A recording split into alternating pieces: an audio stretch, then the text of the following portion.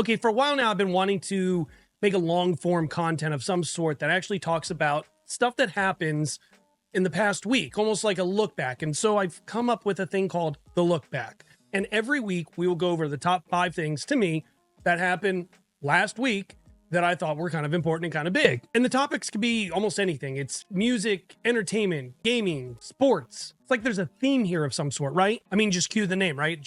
All right, so without further ado, let's look back at it. So the first thing that I want to talk about is the Netflix show One Piece, which is a live action adaptation of the highly popular anime show One Piece. Last week, not only did they give us a synopsis of what arc they're actually going to finally be going with, because a lot of people thought it was going to be one arc and now it seems to be a different kind of arc, but whatever. Not only did we get the synopsis, but we also got 4 announcements for 4 new characters to the live action show. Now, the one character that everybody was super interested to see what happened was Dr. Carrera, because originally Jamie Lee Curtis was going to play that character in the show, but due to scheduling conflicts, now Katie Siegel, who, let's just call a spade, right? She is fantastic. She's usually fantastic in anything she does.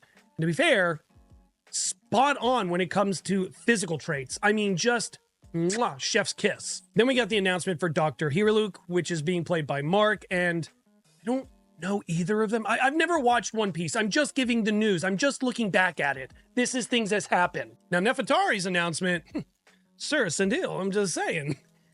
Hi. But the Miss Wednesday by far is probably the biggest announcement of all because Bridgerton fans rejoice. Next on the list is Marvel. Look, a couple weeks ago, San Diego Comic-Con absolutely erupted because the Russo brothers not only announced that they're coming back to make 2 Avenger movies, but the villain in both of them basically is Doctor Doom and being played by Robert Downey Jr., which, to be fair, still scratch my head like I don't get this. But Marvel this week has given us a couple of first looks and another look at Red Hulk, which, look, they just showed Red Hulk roaring. It's Hulk roaring.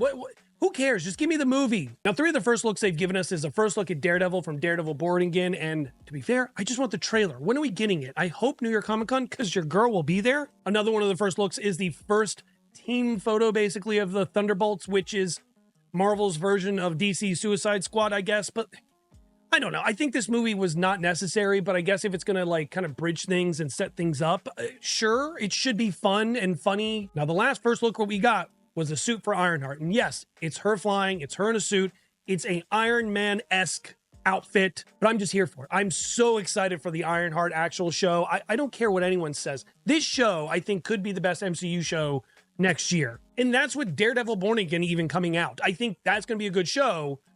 But boy, that's up there because like that Netflix Daredevil show was phenomenal. Now, are we going to get the same caliber with Disney Plus? Next on the list, and number 3 basically, is Deadpool and Wolverine. Look, yes, I could have lumped it into the actual Marvel stuff when I was talking about it.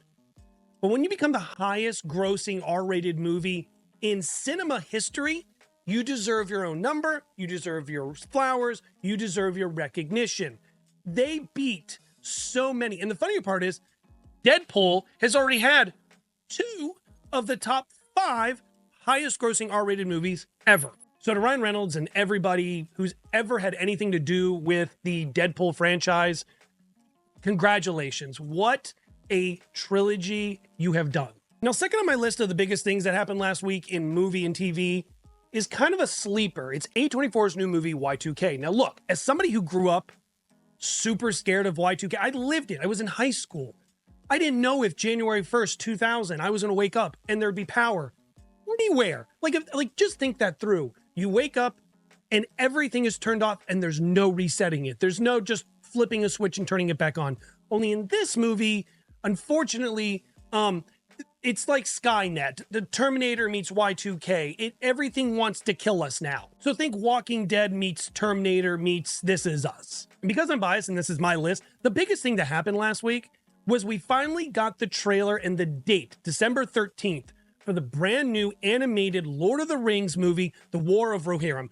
I cannot begin to tell you how excited I am about this movie. I love Lord of the Rings. I think Lord of the Rings, top 2 franchises ever. And the fact that we're getting an animated version of The Lord of the Rings, something different, something we've never seen before, and it's going to be in IMAX, day one, you've got me in the seat. I'm full cosplay for it. I don't care. To me, that was the biggest 5 things last week that we needed to look back at and kind of talk about. Now, what were your 5 look back moments last week?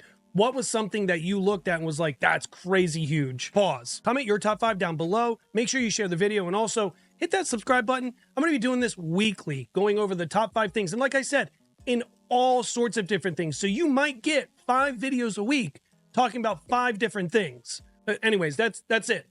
I'll see you guys next week.